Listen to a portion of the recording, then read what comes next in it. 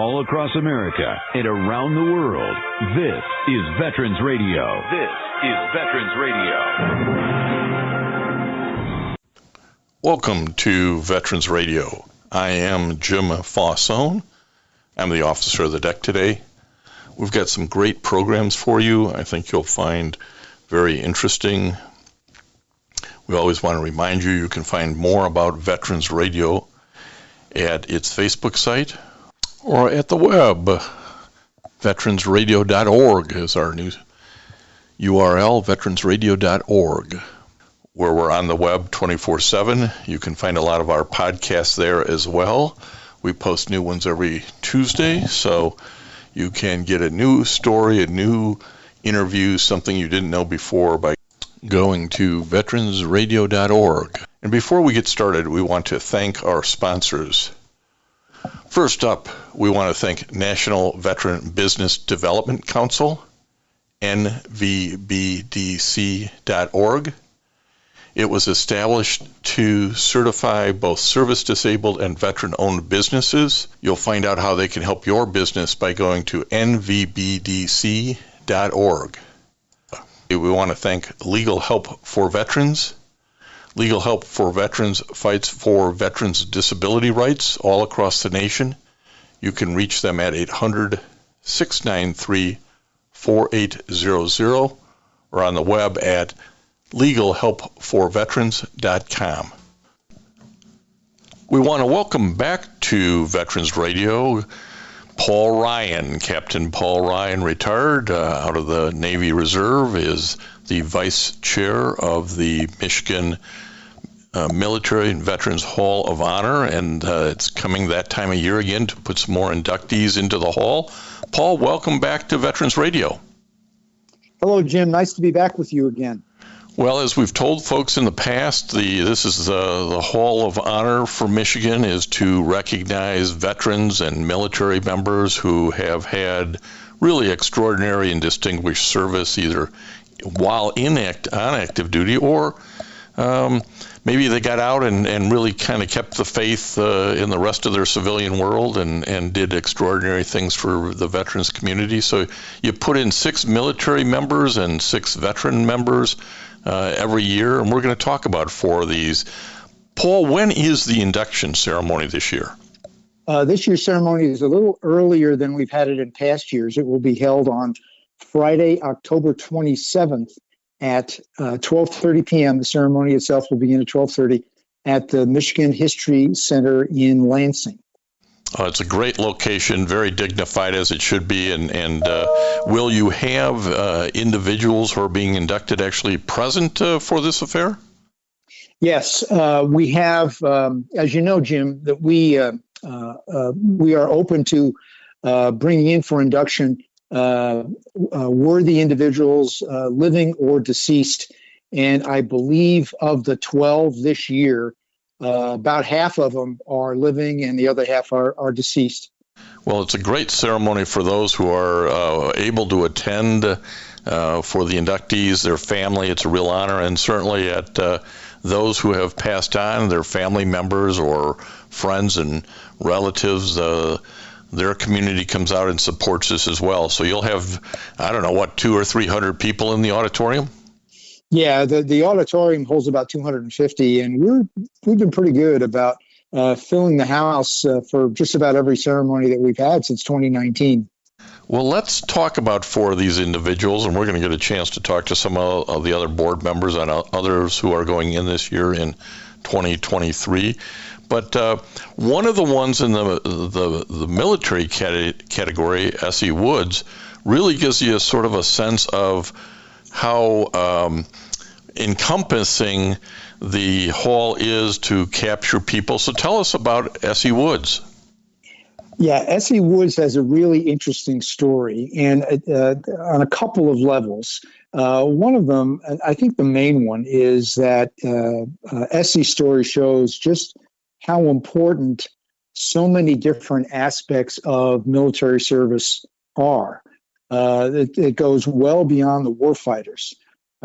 Essie was born in 1915 and was a lifelong resident of Detroit. She, like so many other patriotic men and women, enlisted in the military in World War II. In Essie's case, as a female, she enlisted in what was then known as the Women's Army Corps in 1943, and served with a unit identified as the 6888 Central Postal Directory Battalion. This battalion, which was nicknamed the 6888, actually went into Europe, initially in England, and then into liberated France. And Essie's battalion was responsible for processing mail. Well, anybody who's ever been in service, at least in the age before the internet, certainly knows how important getting a letter is. And as I understand it, there was quite a backlog at this point, and they sent in the 6888 and said, nobody else has been able to solve this backlog. Let's see if you guys can. And by you guys, I meant the women. So how did that story play out? Yeah. And just to reinforce your comment, when I was on active duty in the Navy back in the 70s, you're exactly right. Receiving mail, especially when you were deployed, I was deployed once, was really important. You could tell the positive effect that it had on those who received the mail, and negative effect on those who didn't receive any mail. So this was really a vital activity to contribute to the mission. And in the 6888's case, they had a 6-month backlog of undelivered mail. Set these, I believe the unit was primarily female, set these women soldiers to the task. They were able to process on average, more than 65,000 pieces of mail per 8-hour shift.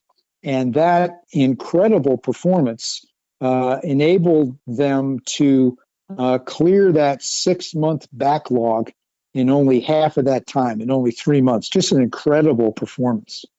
Yeah, we could spend an hour on this topic because, in fact, I have on interviews for Veterans Radio. It's so interesting. This was a African American unit that faced a lot of discrimination, and yet processed through all this mail. And now, again, folks, Veteran Radio listeners, think about this. This is before computers. This wasn't before Excel spreadsheets. All this mail had to be pieced together by hand and on pieces of paper and pencil. So it was quite a feat, and Essie Woods was part of that. But after she got out, I mean, she was a staff sergeant ultimately, as I understand it. But after she got out, she stayed active with veterans, didn't she? Yeah, you could say that somebody like Essie and her experience in World War II could have very easily said, I've done enough and I'm going to just live the rest of my life in a different way. But Essie didn't do that. She continued to serve the military and veterans in various capacities for over 35 years. She was one of the founders of the National Association of Black Military Women, and was also a founding member of a local chapter, the Wolverine Chapter 67 of the Women's Army Corps Veterans Association.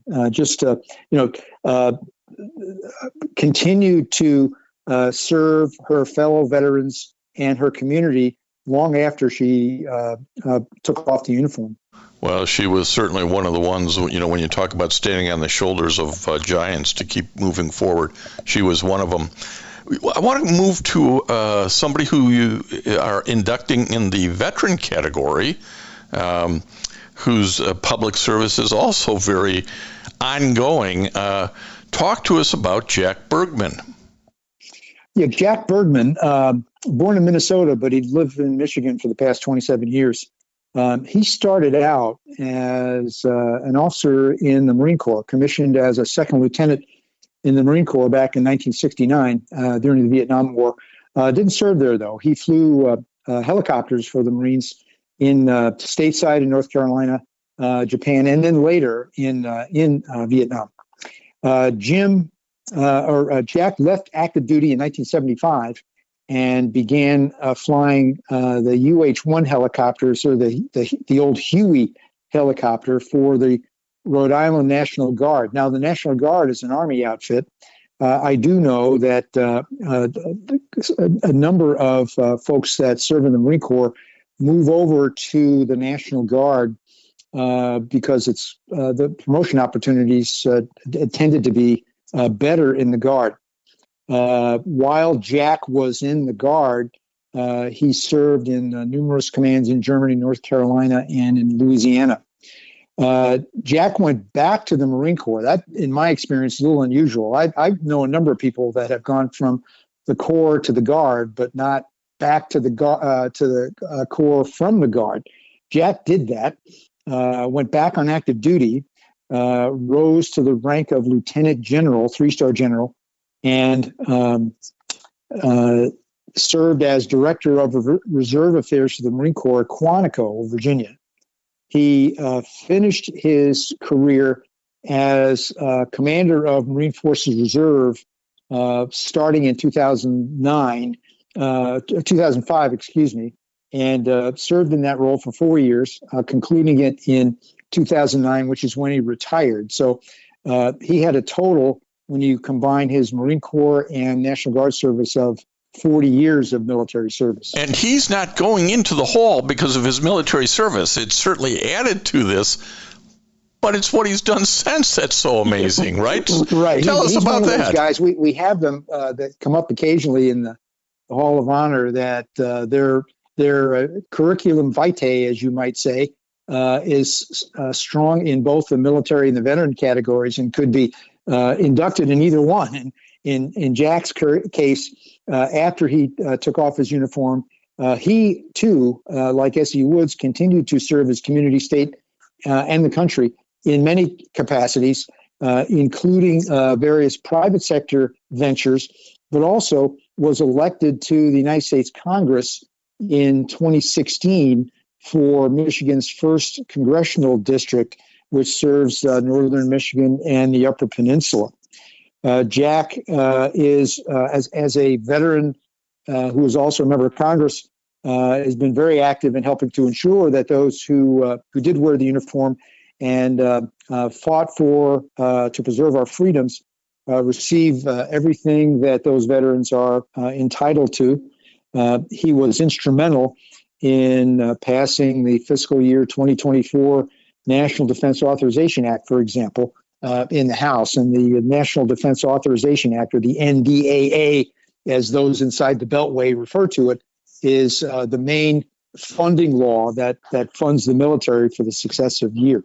Well, truly an inspiration, and that's what all of these people who are being inducted are, who demonstrate not only a great military service, but hey, a hell of a public service when they get out. And that's another one of your inductees, Jennifer Smith. Tell us about her in the veteran category. Yeah, Jennifer Smith was an Army vet. She was a lifelong resident of Lansing, born in 1971. She enlisted in the Army in 1990 and served in Operation Desert Storm as a pharmacy specialist with the 101st Airborne Division, specifically the 326th Medical Battalion. That was in the 101st. She was actively served in Saudi Arabia and then later Iraq, and rose to the rank of Staff Sergeant. She wasn't in the Army very long, left it, but after she took off her uniform, Jennifer was extremely active with both the American Legion and Veterans of Foreign Wars organizations. Really an interesting story. With respect to the American Legion, she served as a commander of American Legion post in Lansing, Post 535, which is an all-female post. She also rose up through the organization, the American Legion organization, being named as the state chaplain for the American Legion Department of Michigan from 2013 to 2015. In the VFW, her rise was even greater than that. She was also a post commander for a VFW post, 701, in Lansing. She was on the Department of Michigan, the state level VFW legislative committee. She was a district commander for the VFW. And for those people who aren't familiar, the basic organizational unit of the VFW, as well as the American Legion, is a post. And then the next level of leadership up is called a district, which is a collection of posts in a geographic area. Jennifer had that role, District 6. She was also state legislative director, state legislative outreach and congressional liaison, and state chaplain. She also testified before the U.S. Congress Veterans Affairs Committee regarding Gulf War illnesses back in 2015. It just makes me tired reading all of that. No, she has an incredible long list of roles and organizations. Unfortunately, she just passed away a little bit ago, didn't she? Yeah, she passed away in November of 2021, just short of her 50th birthday. I do not know the circumstances surrounding her death, but I'm aware of other Gulf War vets who experienced all kinds of health problems, serious health problems, because of their service in country, in Iraq in particular. And I suspect, but don't know, that her untimely death may be related to that kind of a situation. And here's a good example of somebody who's passed away, whose service is inspiring, and the family is going to get to be a part of this Hall of Honor, this medal ceremony. And I know from the other 4 ceremonies I've been at, this is really impactful for the family, isn't it? Yes. One of the things that I hear in my ongoing interaction with veterans, and particularly veterans' families, and particularly the families of those veterans who had died, whether it was in the service or as a consequence of their service, the biggest fear that those families have is that the memory of their lost loved one is forgotten. And especially in a case like Jennifer Smith, I'd like to think that the Hall of Honor plays at least a small role in helping to preserve her memory, not only for the family, but for the communities that Jennifer served and for the state overall. Well, one of the things it's always nice to do is recognize someone when they're still alive and can enjoy it with their family, and you're going to get a chance to do that with inducting Evelyn Kennedy into the Hall of Honor this October. Tell us about Ms. Kennedy. Yes, Evelyn Kennedy, born in 1939 in Tennessee and then moved as a child to Detroit and lived there ever since. Like Essie Woods, Evelyn joined the Women's Army Corps, but Evelyn joined in 1961. She served for a couple of years as a finance specialist at Fort Hood, Texas during Vietnam. After her departure from the active Army, Evelyn, as a staff sergeant, mid-grade enlisted person, mid-level leadership in the enlisted ranks, Evelyn joined the Army Reserve and served in the Army Reserve until 1996. So that was a total of 35 years of military service for Evelyn.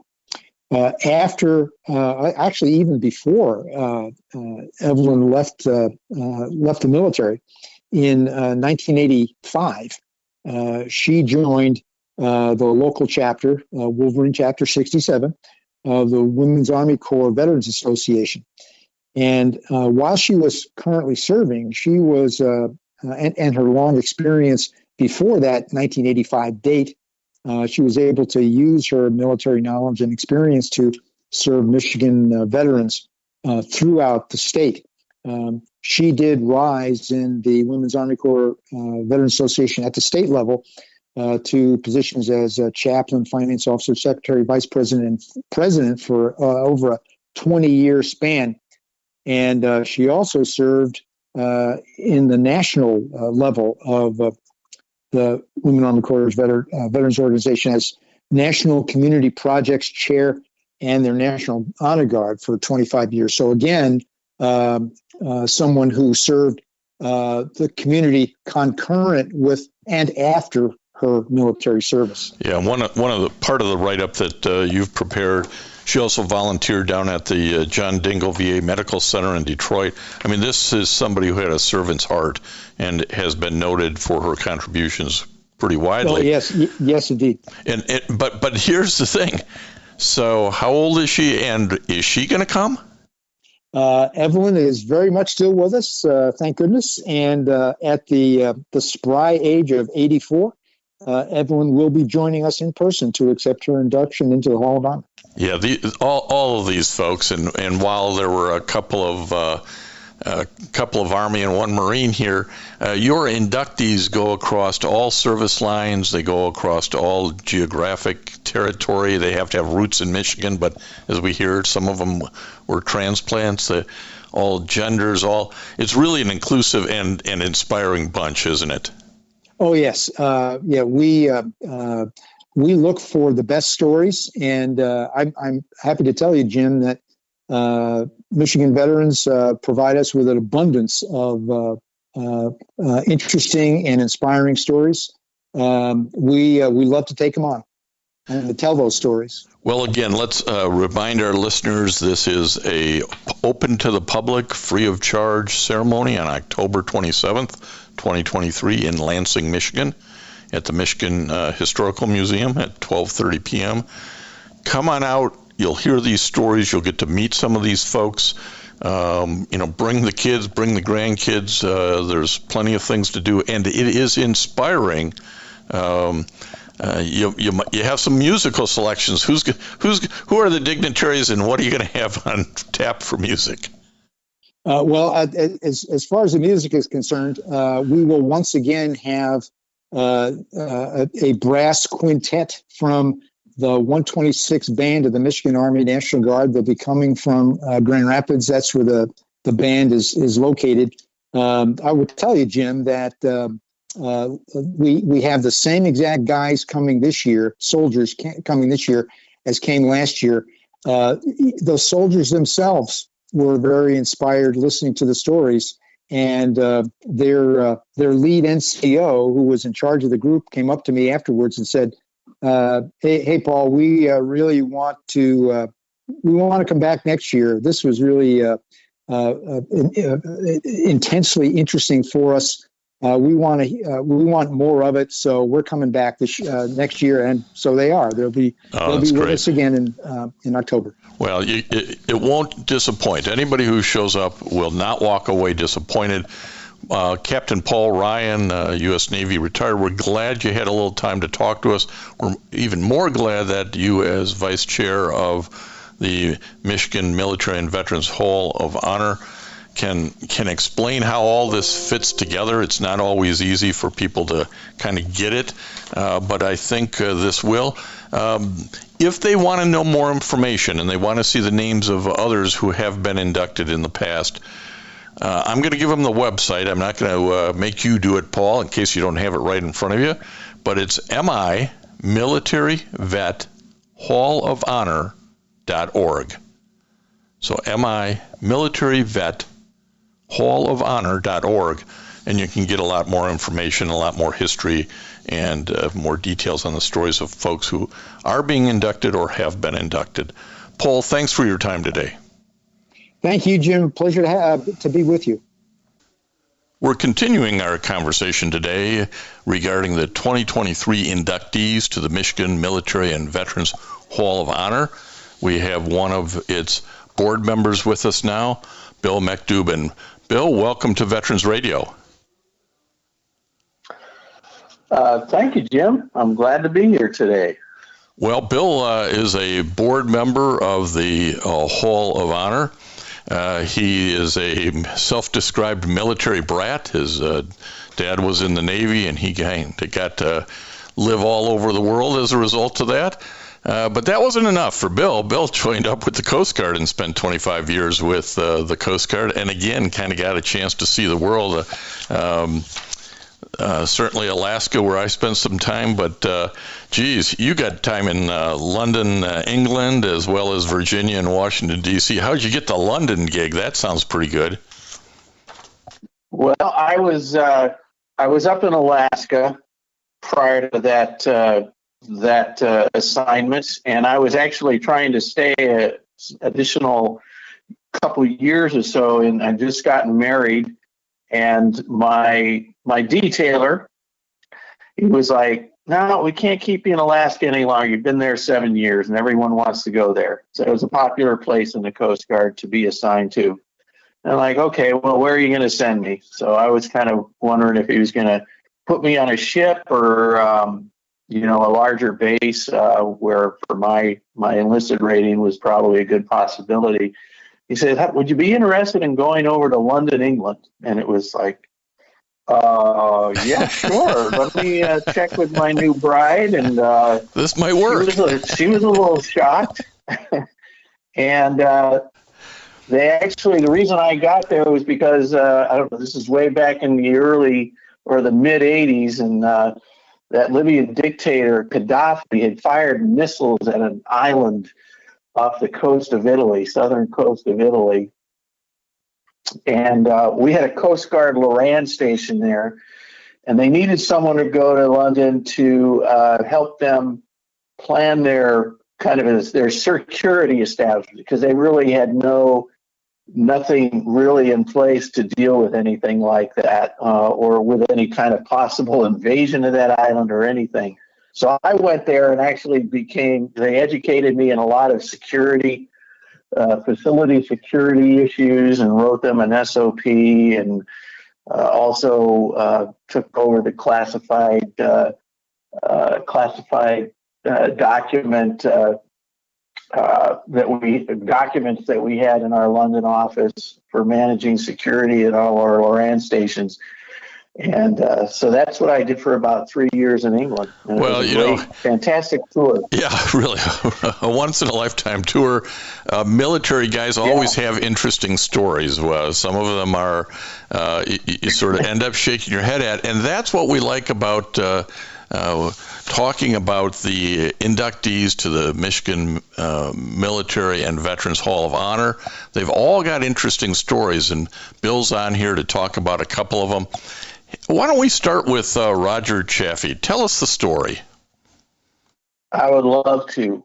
So Roger B. Chaffee, if folks don't recall, he was the Apollo 1 astronauts that were tragically killed back in 1967 when they were undergoing testing of their command module. He was actually a Michigan-born kid. He was brought up early in his early years in Greenville. He's actually born in Grand Rapids, spent about the first 5 or 6 years of his life in Greenville, Michigan. And then their family moved to Grand Rapids, and that's where he basically kind of developed his passion for a variety of different things, especially flying and aerospace, which kind of came about because of what his father's background, who had been a barnstorming pilot back in the 20s and 30s. And that's when he got his first flight. His father took him up on a I would assume like a biplane when he was a little kid, and that kind of hooked him for the rest of his life. It kind of made it part of his dream to do something like that when he grew up. He had a kind of a typical boyhood for kids that had been born in the mid-30s and then going into World War II. Was very influenced by, the whole war effort going on in the country. Kind of that good old-fashioned patriotic spirit that developed among that generation of boys and girls as well.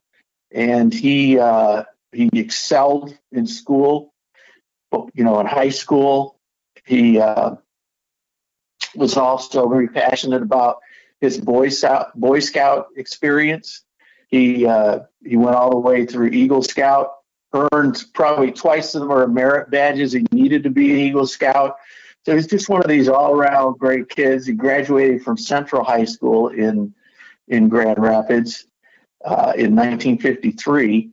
And then he applied for the Naval Academy and was accepted, but eventually decided to turn down that appointment because he really wanted to go to a college that was going to get him into aeronautics. And so he ended up actually going first to the Illinois Institute of Technology.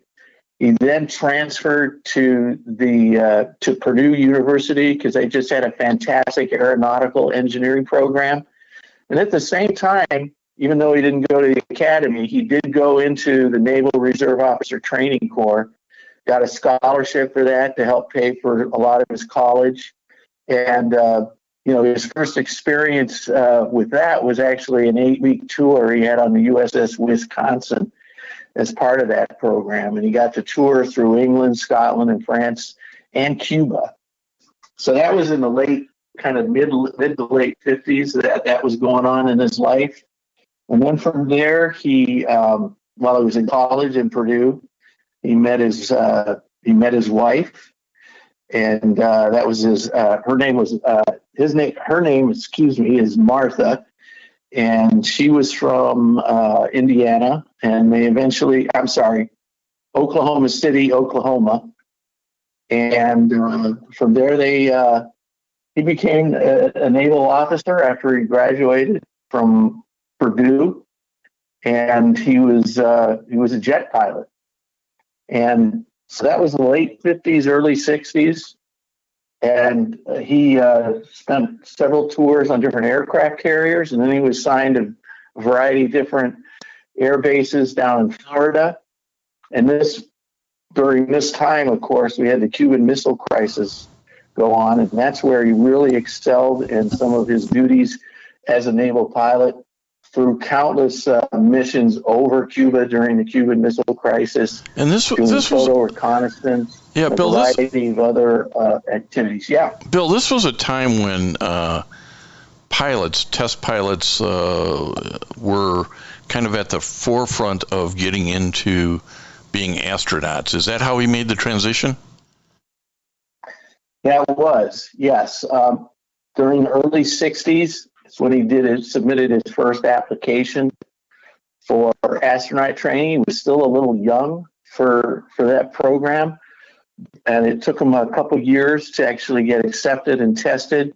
He had some medical issues with his eyes that he had to overcome, which almost cost him the opportunity to go into the program, but he was finally accepted into the program in the early 60s. And that was for he was in basically the third group of astronauts since the program had started. So the Gemini and Apollo astronaut training program. And he commenced that, selected in 1963, and started the training and the responsibilities that candidates had to, get their ultimate assignment to a space flight event. Well, and again, this was a rigorous training program of the best, and to be chosen for a Apollo 1 crew with guys like Grissom and White, really this put him at the pinnacle of his career, but it was short-lived at that point, wasn't it? Unfortunately, it was. But yes, he was accepted as one of the crew members for the first Apollo mission, and it was with Grissom and White, and he was actually also the youngest candidate ever selected for one of the missions to actually go on one of the missions. So that was another accomplishment that he had. You can certainly see, Bill, why the board of the Michigan Military and Veterans Hall of Honor feel that Roger Chaffee is appropriate to be inducted into the hall, and that induction is actually going to occur for 2023 this October. And it's just to have stories and men and women like this from all the services inducted really makes the hall special. That induction ceremony is on October 27th. It's a Friday in Lansing, Michigan, at the Michigan History Museum. Starts at 12:30. It's open, free to the public. And Roger Chaffee is just one of the, what's there, about a dozen people being inducted, Bill. Do I have that right? That is absolutely correct. And another great thing that I think we initiated last year is, and we hope to do it again this year, is that we will have it live streamed on our Facebook page. So people will be able to tune in. There's a lot of room for folks to show up at the event in person if they so wish, and they're available to do that. But we'll also have the live stream available as well. And inductees are obviously invited and attend if they're a living, and if they're not, then family or representatives will be there on their behalf to accept the medal and the induction and the other tributes that are formed there. And we want to talk about another one of these stories that while you may recognize, he's an astronaut, but you don't know the backstory that Bill just gave you about, how he got there. You'll learn these stories, and the next name we're going to talk about is Governor G. Menon Williams, and you go, well, he was a Michigan governor. Is that why he's getting in? And that's not really all of it. There's more to the story. So, Bill, tell us about this inductee. Well, G. Menon Williams was born in Detroit. He had an interesting background. His father was Michigan-born and from Detroit.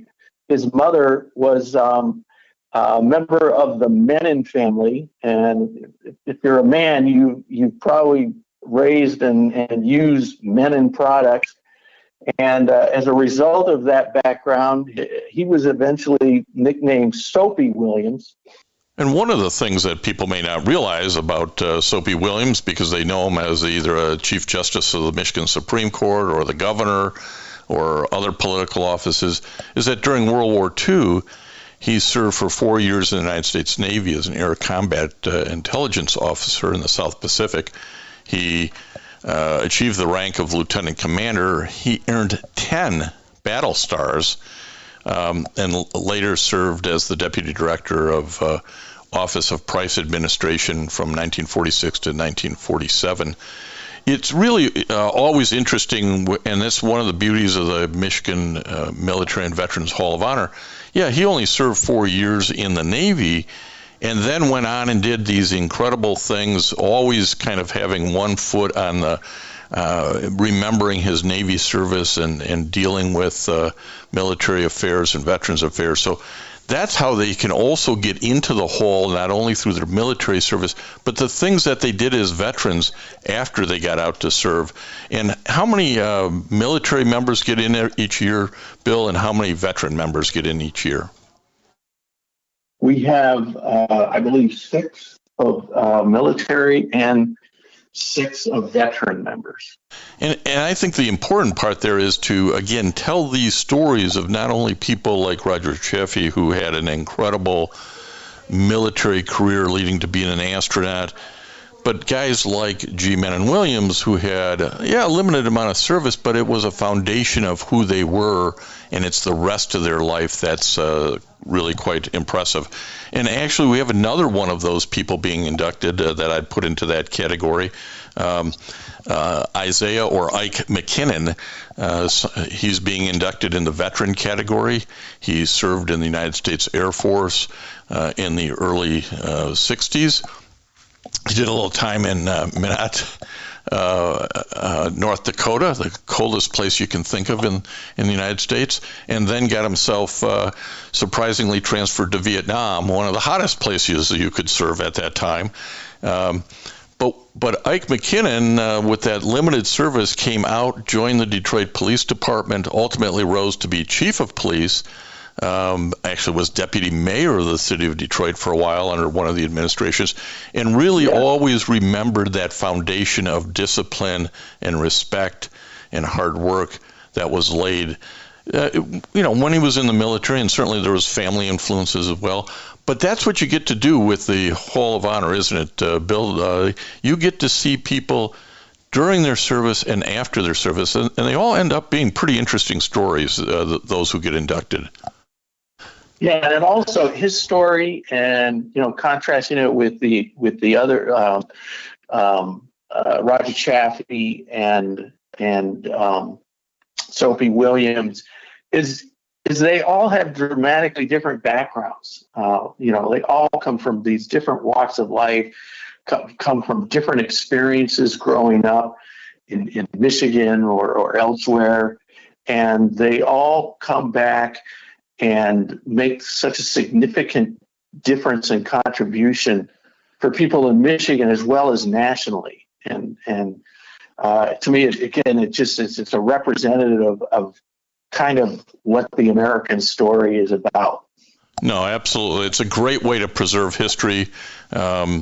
You really, when you hear these stories and read them and and if you get the chance to meet these men and women, because we have a number of women who are being inducted this year as well,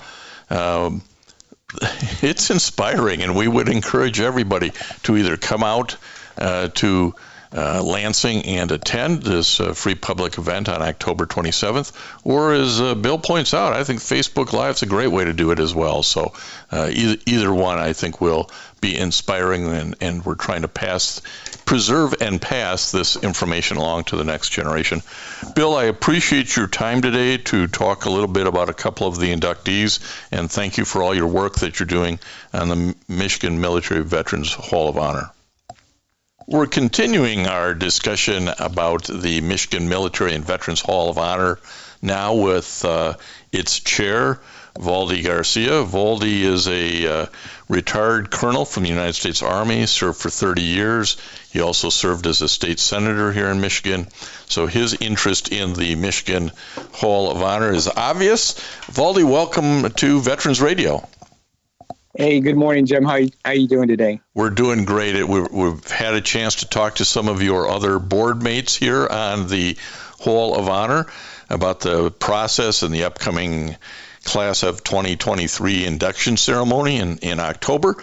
And we wanted to continue to talk about just some of the other members who are being inducted, a couple of the individuals for their military career, because you can go in either on the military side or the veteran side. So why don't we start with another Army, he's currently, I believe, a Master Sergeant, Jarion Halbison-Gibbs, who has quite a story of service in Iraq in Operation Iraqi Freedom. Tell us a little bit more about this outstanding inductee. Thanks, Jim. And it's funny that you find information in the funniest of or oddest of manners. I was doing some research on some other military history, and I knew that we have friends over at the Michigan History Museum. And so I was perusing their site, and they had a new site up that they put up, I guess, in April, about an individual whose name I had difficulty even reading, let alone pronouncing, but I believe it's pronounced Jarion Halbison-Gibbs. And he's from the Ann Arbor area, even though he no longer lives in the state. But at the time, he was a staff sergeant. But the Michigan the Michigan Heroes Museum had some photos, a story of what he accomplished. And I was very intrigued, so I immediately started to do some more research. It turns out that this individual, Jarion Halbison-Gibbs, was a staff sergeant in September of 2007. He was a Special Forces NCO. He was in the Army Green Berets, and he was working with some Iraqi individuals, his counterparts, and they were looking to capture someone in Al-Qaeda who was Iraq's Minister of Defense for one of the provinces in Samarra. And long story short, and I could go into some of the details here shortly, but his actions that day, September 10th, 2007, earned him the nation's second highest award, which is the Distinguished Service Cross. It was presented to him more than 10 years later. Not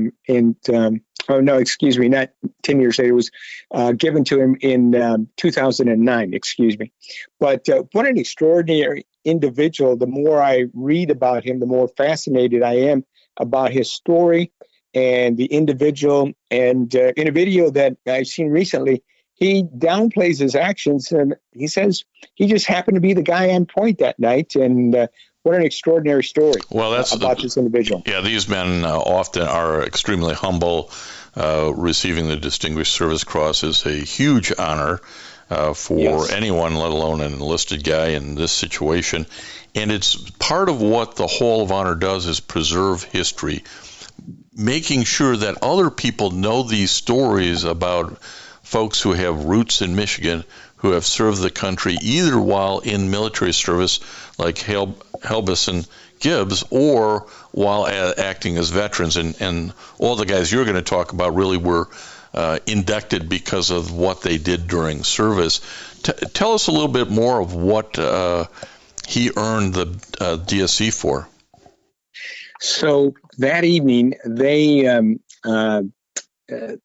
took a helicopter in to the site, and they ended up having to land unexpectedly close, within 30 meters of the building where that they were going to look for this individual.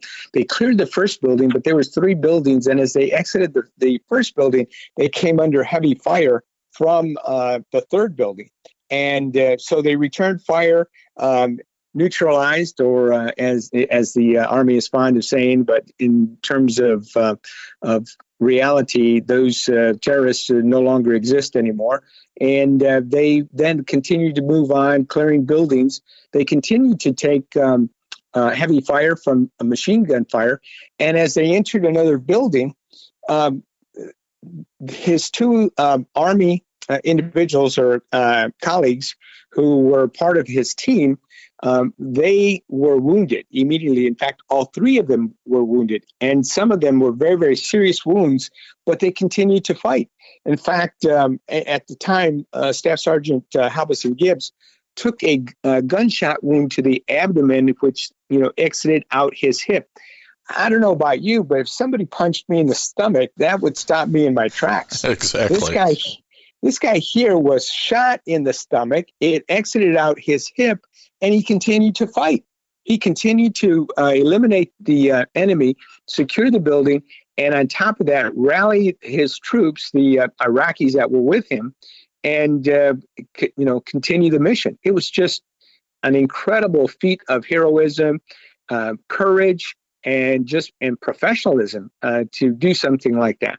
Well, I think it's also a highlight that the Hall of Honor is recognizing not only somebody who's still with us, but somebody from the Iraq war and operation.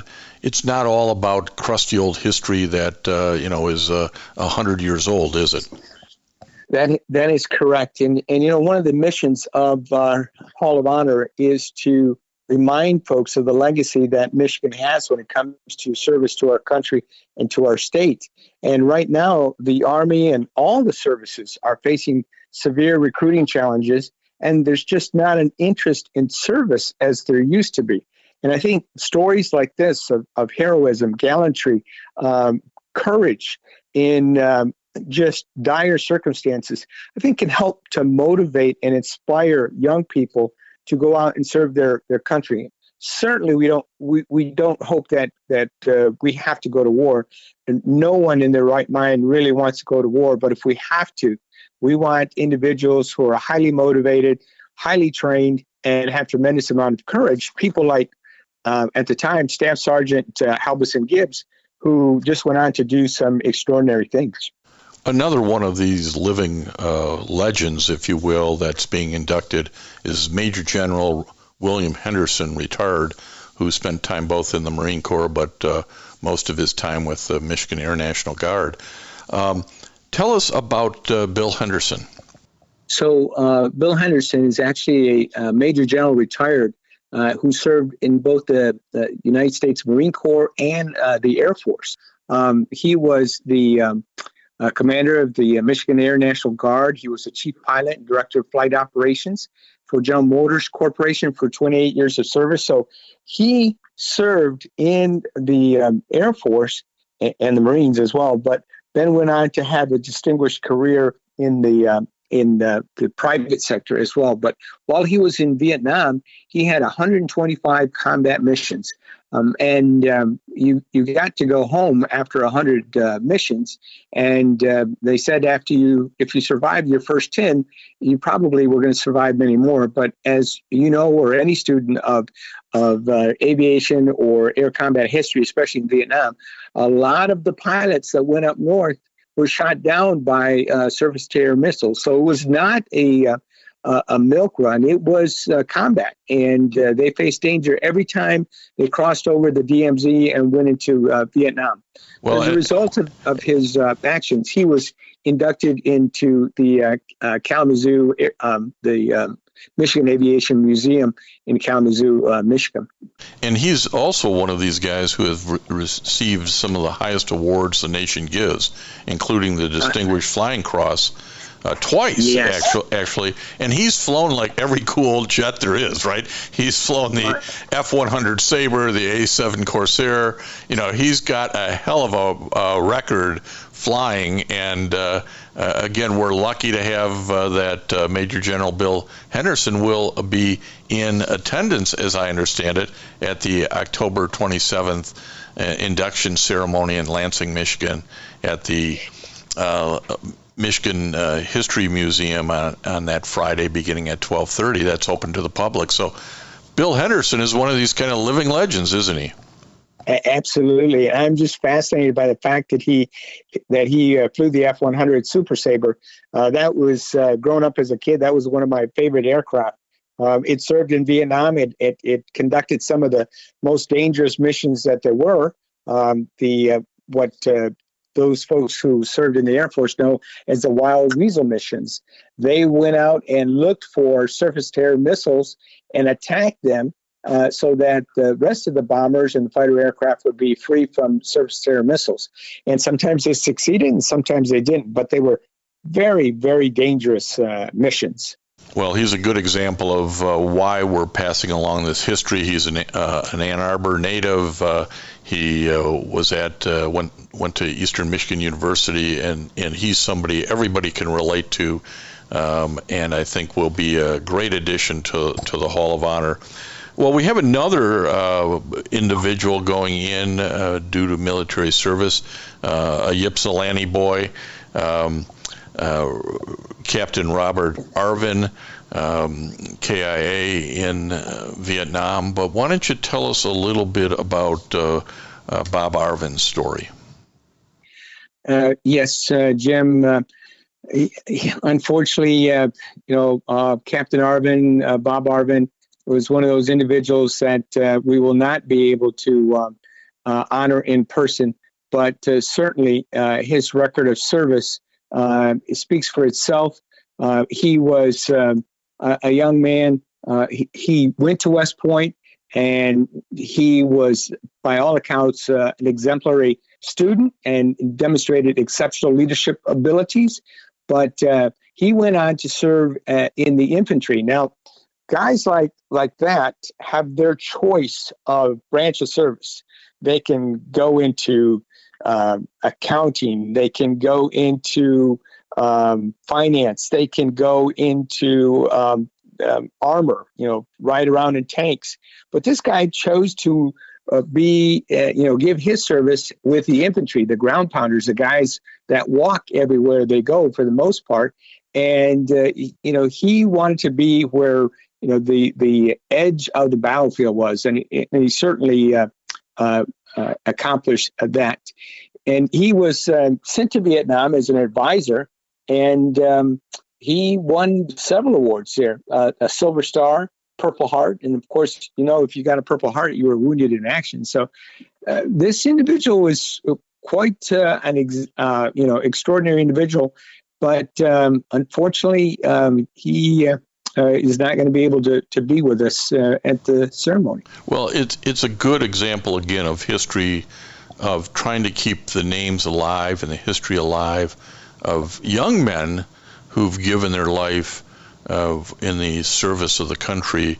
Bob Arvin is fondly remembered by his mates from West Point, the U.S. Military Academy at West Point. and some of those individuals will be at the ceremony to remember Arvin and help keep his history of really selfless service alive. As you say, he was awarded the Silver Star, which tells you something right there. So tell us a little bit about the ceremony as we wrap this up. And we're talking to Valde Garcia, who's the chair of the Michigan Military and Veterans Hall of Honor. Tell us a little bit about the ceremony and what folks can expect. Sure, Jim. Folks can expect that we will identify and honor 12 individuals from all ranks, enlisted officers, all backgrounds and races, and males and females, those who served in combat, those who didn't, those who wore their country's uniform for just a few years and then went on to do extraordinary things in the civilian sector. But we will call them up one by one, first the military, then the veterans, and we will read some citations or some bullet points of some of their extraordinary achievements, and then we will present them a medallion from the Hall of Honor, as well as some tributes and letters of appreciation from our U.S. senators, from our state representatives and state senators. We'll have a representative there from the governor's office if she can't make it. We'll have a military representative there from the Michigan National Guard. And by all accounts, in the 3 services that we've had so far, folks have been impressed with the nature of the ceremony, the fact that we're able to honor these individuals in such an extraordinary manner. And it's just a very moving ceremony. And I think you have to be there to appreciate the solemnness of the achievements of these individuals. And last year was the first year that we came into the 21st century. And by that, I mean, we streamed it live on Facebook, and we expect to be able to do the same thing. So people can go back to our Facebook post site and take a look at last year's ceremony, and can expect more of the same this year as we honor the next batch, if you will, the next 12 individuals, and hopefully remember them for their accomplishments. And if you want to know more about the ceremony or more about the Michigan Military and Veterans Hall of Honor, or read about past inductees, I think that this is the 5th year of 5th class, so I don't know, 40 or 50 maybe or more people have been inducted. We have 48 inductees over 3 ceremonies. We combined one ceremony after the year of COVID. During that year, we didn't have a ceremony, so we combined the next 2 classes. So we have 48 individuals that we've honored and recognized. And you're right, this is our 5th class, and we expect to honor 12 more individuals. And you can go to militaryvethallofonhonor.org to read about those individuals, to click on the Facebook link, or if you'd like to donate and help out, keep this movement of honoring Michigan men and women for their service to the country, go to militaryvethallofonhonor.org. And Valde, we appreciate the time that you've made available for us today, and your fellow board members, Paul Ryan and Bill MacDhubain. It's been a great opportunity for veteran radio listeners to hear about these great Michigan men and women who are being inducted to the Hall of Honor. And thanks again for your time. Absolutely, Jim. And I look forward to the ceremony in October. And I want to thank everybody for listening to Veterans Radio today. I am Jim Fausone. It's been a pleasure to be your host. I'm a veterans disability lawyer at Legal Help for Veterans, and you can reach us at 800-693-4800 or legalhelpforveterans.com on the web. You can follow Veterans Radio on Facebook and listen to its podcasts and internet radio shows by visiting us at veteransradio.org. That's veteransradio.org. And until next time, you are dismissed. If you have a VA claim denied by the Board of Veterans' Appeals, contact Legal Help for Veterans at 1-800-693-4800. They're experts in handling cases before the U.S. Court of Appeals for Veterans Claims. Their number again, 1-800-693-4800. We again want to thank our national sponsors, the National Veterans Business Development Council, nvbdc.org, VA Ann Arbor Health Care System, the Vietnam Veterans of America Charles S. Kettles Chapter, Ann Arbor, Michigan, VFW Graf O'Hara Post 423 in Ann Arbor, and the American Legion Press Corn Post 46, also in Ann Arbor. We appreciate all your support. You can go to veteransradio.net, click on the sponsor level, and continue to support keeping Veterans Radio on the air. And until next time, you are dismissed.